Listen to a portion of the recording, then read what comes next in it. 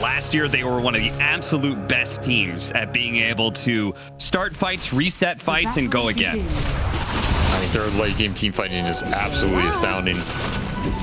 Uh-oh. The rune fighting, though, that's another question. Yeah, the early push in from Gaming Gladiators seems like they're picking up the speed already, and they're going to go for the first blood on the Gabby. Should be able to get it. They cop a lot of damage in return, but with 3 heroes here, they can keep Whitemon out of lane. Whitemon's going to continue to use his movement speed advantage in long range to keep poking at them as they try and retreat. Meanwhile, the aggro tri-lane does manage to find its own kill, and Gabby is also very, very low. In fact, they're going to go for the kill. He's got 5 stick charges, but they couldn't get the toss backwards. They didn't even necessarily need it. If they just hit a toss straight up in the air, they do manage to get it. Celery just ducks forward with the Enchantress's extra movement speed. One of the best supports you can ask for in a 1v2 scenario.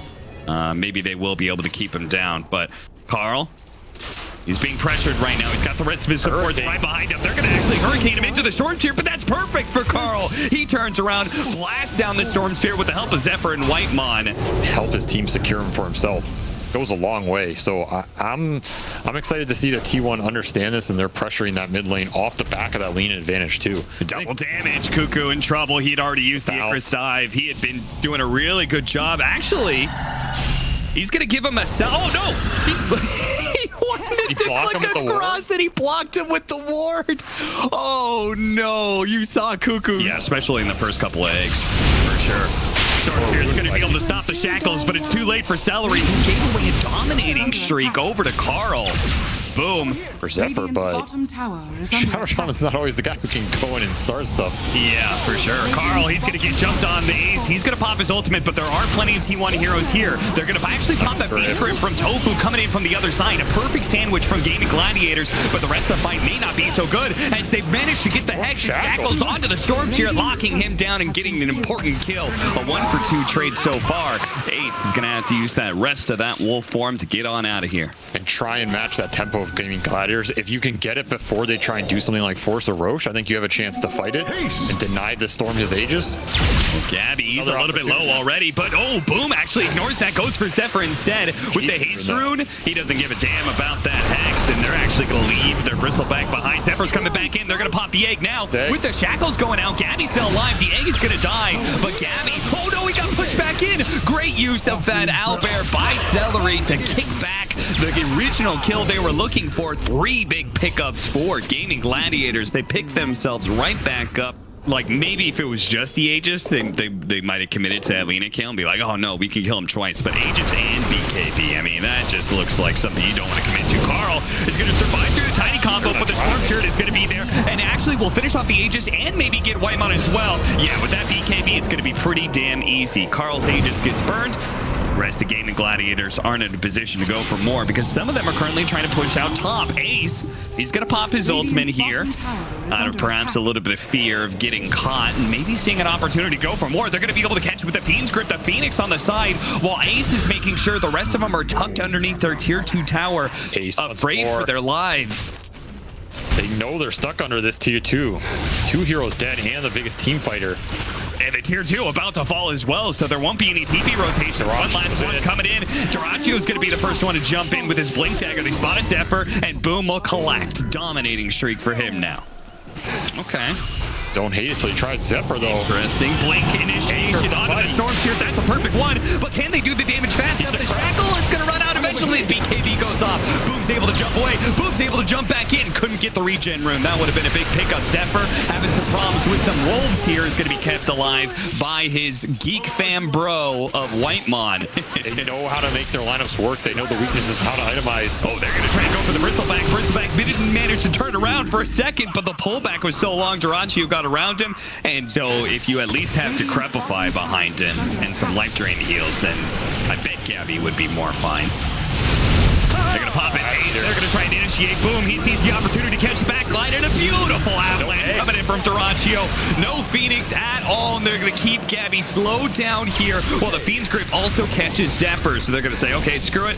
We can leave the Bristleback behind for now. Let's make sure we get the Shadow Shaman. Duracio actually wants to keep going for it. Avalanche, maybe a toss back. Oh, the tree by itself and the toss isn't going to be quite enough, but they're going to turn around and start laying into the tier 3. This is the speed we were talking about. Gaming Gladiators, they like being able to end games before 30 minutes.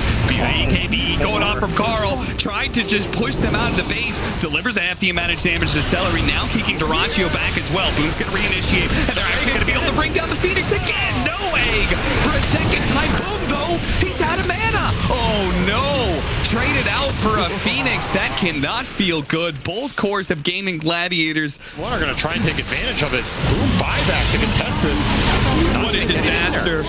They're going to poke at Whitemon here. Decrepifying. They quickly dispel that one, but he turns around and just starts healing through. Boom's going to commit and manages to kill Whitemon again. He's going to be hunting that Pugna all game long alongside the Shadow Shaman, and he gets both. A double for Boom. A decent outcome for a bad situation. They want more here, though. They're going to try.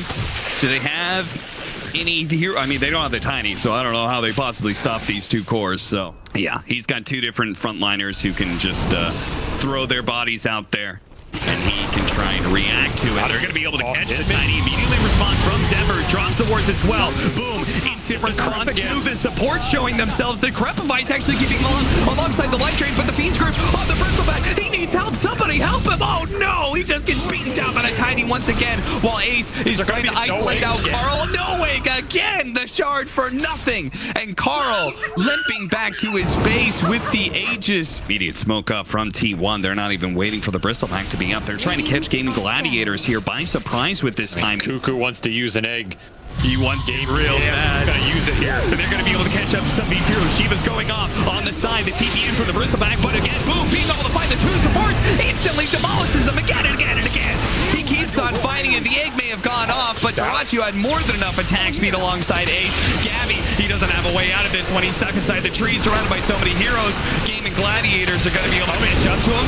LSA, nice dodge back there. A step backwards from Gaming Gladiators. Zephyr also had to put himself. Every single time those supports show himself, he full zips in with his BKB, and he kills both of them. And Zephyr almost dying there. Decrepify's gonna bail him out for a second here, but he tosses. It's gonna land on his head. Beautiful war trap that is gonna be able to catch Celery. Duracio is able to fight his way out, but he slowed down the Shivas, and he's not gonna get out with a silver edge either. In fact, they're gonna look for more, and they do find it. Tofu dies as well. A triple pickup for T1.